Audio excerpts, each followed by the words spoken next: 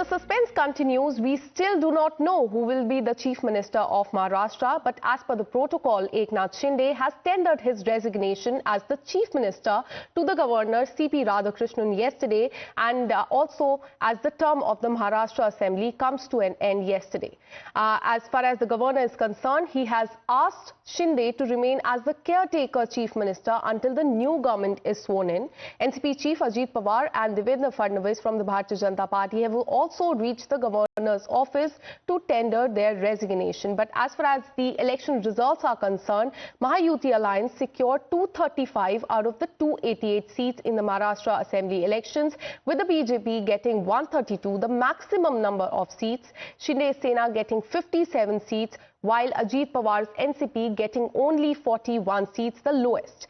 Therefore, going by the numbers that we can see, BJP clearly has an advantage. BJP Neta want Fadnavis as the Chief Minister, while Eknath Shinde's party is pushing for him for the second term as the Chief Minister of Maharashtra. In fact, we have a breaking news coming in as the suspense remains on Maharashtra Chief Minister. We have an inside scoop on Times now.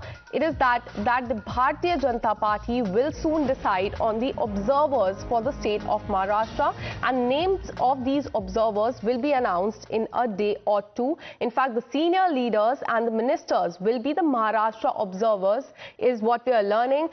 For more on this, let me go across to my colleague Atul, who joins us live on the broadcast. Atul, so ऐसा दिखने में ये लग रहा है कि BJP rush नहीं कर रही है चीफ मिनिस्टर कैंडिडेट का नाम अनाउंस करने के लिए.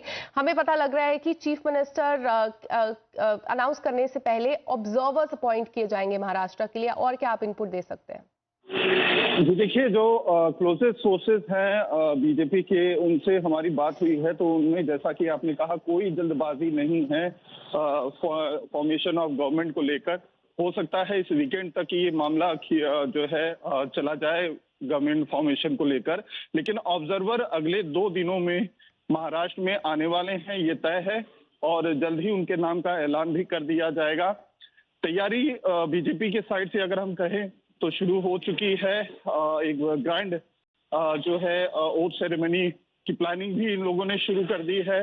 ये भी बता रहे हैं सोर्सेस कि वीवीआईपी के अलावा साधु संतों को भी बड़ी संख्या में बुलाने की तैयारी चल रही है बीजेपी के द्वारा. और लगभग अगर हम कहें तो देवेंद्र फडणवीस के नाम पर मोहर लग चुकी है कि वो मुख्यमंत्री होंगे. अजीत पवार उप मुख्यमंत्री होंगे, ये भी लगभग तय हो चुका है. अब बात सिर्फ एकनाथ शिंदे के नाम पर ही फंसी है कि क्या वो महाराष्ट्र के अगले उप मुख्यमंत्री बनना चाहते हैं या केंद्र में उन्हें जगह दी जाएगी और उनकी जगह कोई और महाराष्ट्र का उप मुख्यमंत्री बनेगा. ये हमारे सोर्सेस हमें बता रहे हैं. ऐसे में अभी जो भी 2 चीजें फंसी हुई हैं वो है कि ऑब्जर्वर कौन आता है, और विधायक दलों की जो बैठक है, लेजिस्लेटिव पार्टी की जो बैठक है बीजेपी की, कब होती है, और उसमें देवेंद्र फडणवीस को अपना लीडर चुना जाता है, और उसके बाद की जो प्रक्रिया है वो शुरू हो जाएगी. लेकिन इतना तय है कि बीजेपी की तरफ से कहीं कोई जल्दबाजी नहीं हो रही है. सभी चीजों को लेकर चीजें स्मूथली चल रही हैं.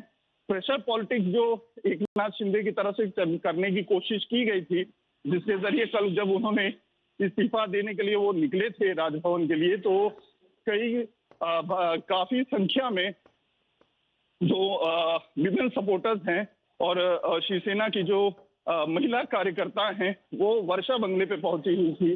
प्लानिंग ये थी कि इन महिलाओं के साथ लाडली बहना योजना का जो शुरुआत मुख्यमंत्री एकनाथ शिंदे ने किया था, उसका धन्यवाद देते हुए वो वॉकिंग करते हुए राजभवन जाएंगे.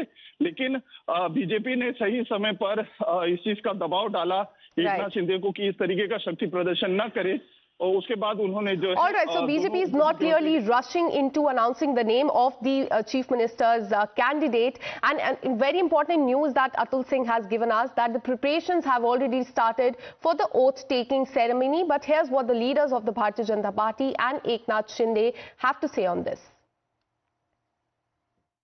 नहीं, इट्स अ प्रोसीजर, क्योंकि जब 5 बरस खत्म हो जाते हैं सरकार के तो रिजाइन देना पड़ता है, और उन्होंने अकेले ने रिजाइन नहीं दिया है, पूरा हमारा जो मंत्रिमंडल था वो बर्खास्त हो गया. इसलिए अभी केयर टेकर सीएम प्रोसीजर है वो राज्यपाल ने कर दी है, लेकिन हमारे 3 लीडर बैठ के फाइनल करेंगे कि सरकार स्थापन कब हुई, मंत्रिमंडल कब स्थापन किया जाए, और ये 2-3 दिन में हो जाएगा। नहीं, ये गठबंधन में 3 बड़ी पार्टियां हैं, मित्र पक्ष है, उनके साथ पॉलिटिकल डिस्कशन होना चाहिए और वो डिस्कशन हो जाएगा जल्द से जल्द, और मेरे ख्याल से जल्द फॉर्मेशन हो जाएगा। तो सर कितने दिनों का और महाराष्ट्र की जनता को करना पड़ेगा? 2-3 दिन में हो जाएगा। पहले तो हमारे तीनों नेता इकट्ठा बैठेंगे, प्रॉपर डिसीजन लेंगे, बाद में वो डिसीजन नहीं लेंगे, वो उसमें चर्चा होगी, वो चर्चा लेके वो दिल्ली जाएंगे और वहां से वो निर्णय हो जाएगा। अरे मेरी इच्छा तो आपको पता है, देवेंद्र जी तो हमारे वरिष्ठ नेता है और देवेंद्र जी के ऊपर 2019 में बहुत बड़ा अन्याय हुआ है। महाराष्ट्र के सभी लोगों ने 2019 में उनको सीएम के पद के लिए वोट किया था। 105 से ज्यादा बीजेपी के हमारे विधायक आए थे और कई इंडिपेंडेंट विधायकों ने भी समर्थन किया था। महायुति बहुत एकजुट से काम कर रही है। आपको पता होगा पिछले 2.5 साल में एक बार भी डिस्प्यूट महायुति में नहीं हुआ है, तो अभी भी अगले 5 साल महायुति अखंड रहेगी। भाई जब महायुति की सरकार बनती है तो उसको थोड़ा टाइम लगता है, एक पार्टी की सरकार थोड़ी है कि आज बना लेंगे। भाई थोड़ा समय जा रहा है, लेकिन जनता के हित में, महाराष्ट्र के हित में है, महाराष्ट्र को आगे लेके जाने के लिए है। हमारा केंद्रीय नेतृत्व और महाराष्ट्र के तीनों नेता बैठेंगे और मुझे लगता है योग्य निर्णय होगा। ऐसा निर्णय होगा कि महाराष्ट्र की जनता के लिए, विकास के लिए डबल इंजन सरकार जो चलेगी वो देश के हित, महाराष्ट्र के हित में काम करेगी। While on the other hand, Union Minister Ramdas Athavale has backed Devendra Fadnavis for the post of the Chief Minister and has said that Eknath Shinde should in fact join the Modi government at the centre. Remember, RPI, his party, is the smaller ally in the Mahayuti. Have a look at what he said.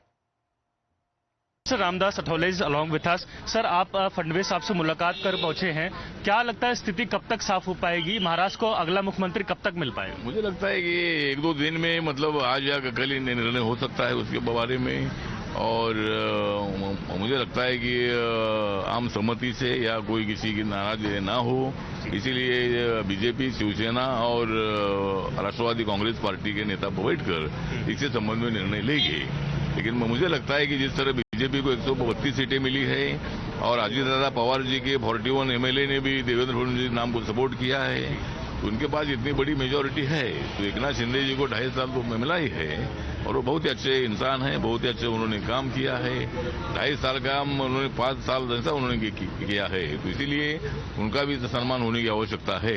तो मेरा सुझाव ये है कि अगर देवेंद्र जी का नाम तय होता है तो एकनाथ शिंदे साहब को केंद्र के मंत्रिमंडल में, नरेंद्र मोदी जी के मंत्रिमंडल में बड़ा अच्छा स्थान मिलना चाहिए और हम कोई विवाद नहीं करेंगे। माननीय एकनाथ शिंदे साहब ने भी बोला है कि भाई जो निर्णय हम आम सहमति से करेंगे, तो इसीलिए मुख्यमंत्री का चेहरा जल्दी मीटिंग के बाद ही तय हो सकता है और मुझे लगता है कि भाई देवेंद्र फडणवीस का नाम तय हो सकता है। The suspense continues on